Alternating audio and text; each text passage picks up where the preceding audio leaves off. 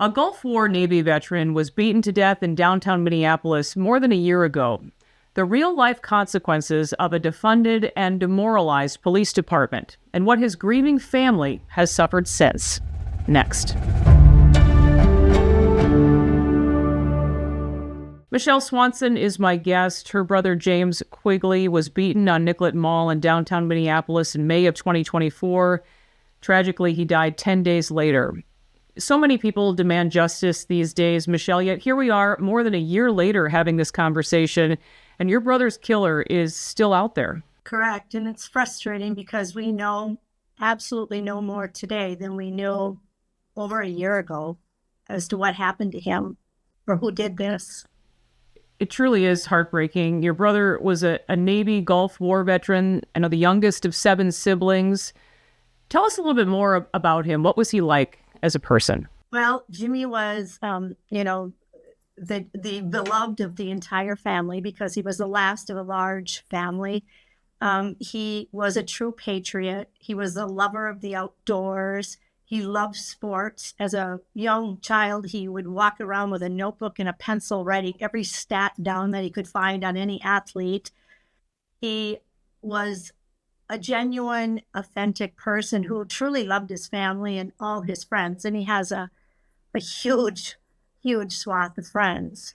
And it was that night that your brother went to a concert at First Avenue, but ended up, I know, near a bus shelter. What happened? So what I know is that he met friends downtown at First Avenue for the Charlie Parr concert. And they all were actually volunteering the next day at the University of Minnesota for the robotics conference for youth. And some of them were staying in the city at a hotel because, it's quite a distance. After the concert, Jimmy decided to walk to Glick's to have a beer. And after having that beer, he was walking down Nicollet Mall. And my assumption is he was walking down to catch his Uber because that was what his routine was. He would generally get closer to the freeway to go out, to the western suburb. And he was walking past a bus shelter at 9th and Nicollet. And there was some type of a interchange, an altercation with someone that was in the bus shelter. We don't know what that was, but we know he was walking past, then he turned. And as he turned back to continue walking, this person jumped him and started beating him.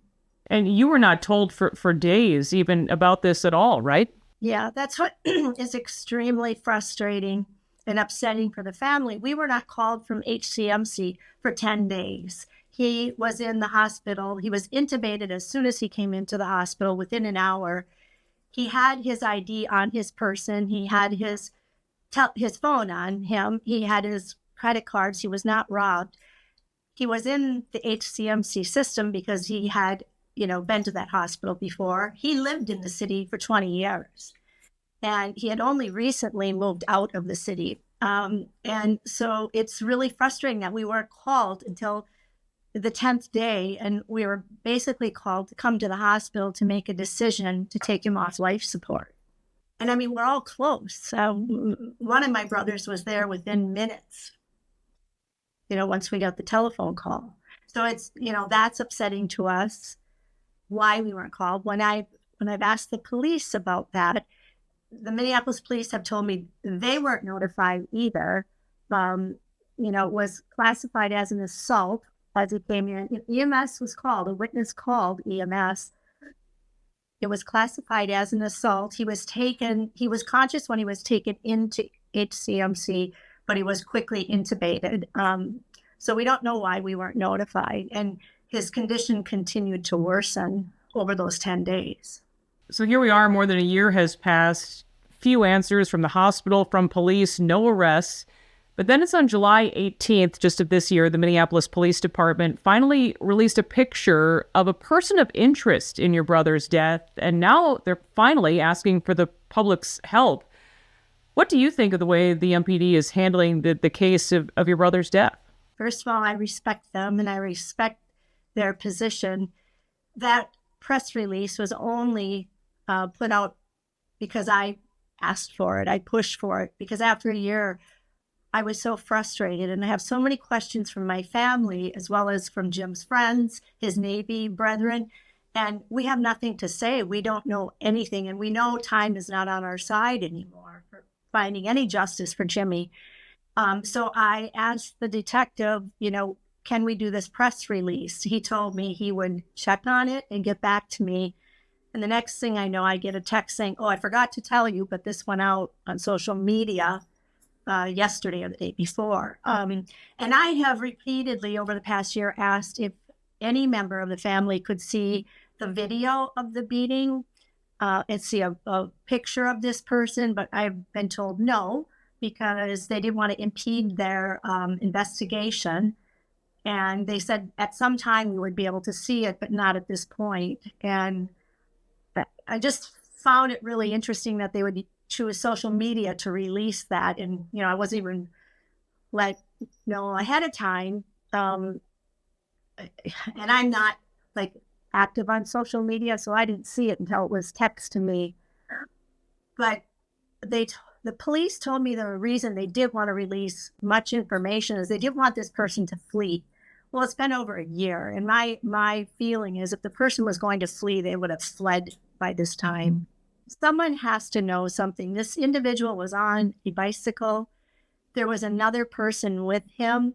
There was a female with him who I was able to identify through the incident report, and I have followed her for the past year. She's been in and out of the Hennepin County court system and in and out of jail.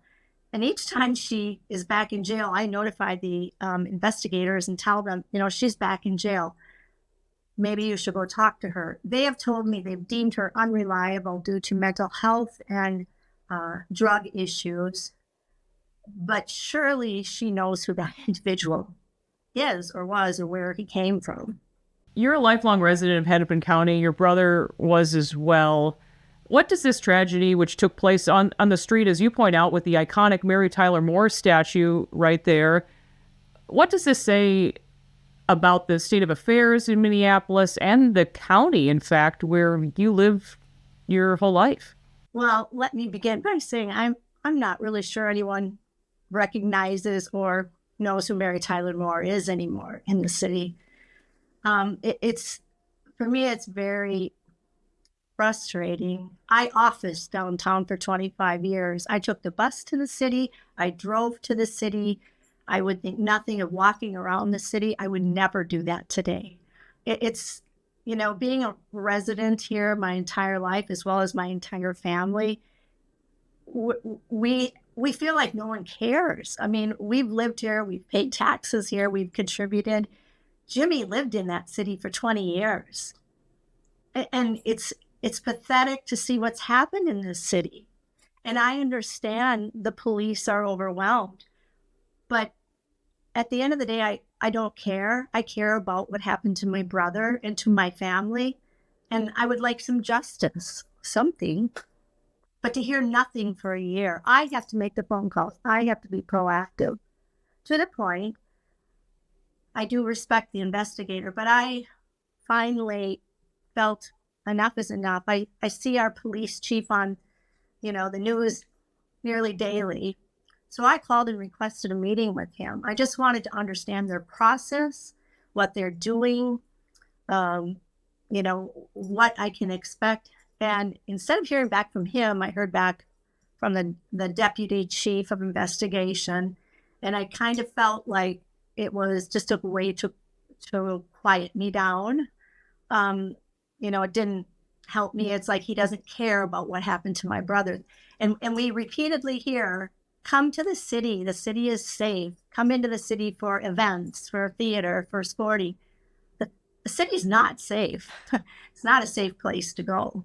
I think it's pretty clear this could happen to anyone. A few words are exchanged and 10 days later, your family is called with this horrific news. It's truly shocking. If you know anything about this case, you can call or email the Minneapolis Police Department with any information or tips that you may have. So please do call in with your tips. Michelle Swanson, thank you for joining us. So many people I know care deeply about Jimmy. We are all hoping for justice for Jimmy and for your beloved brother. Thank you, Liz. That will do it for this episode of Liz Collin Reports. We'll see you next time.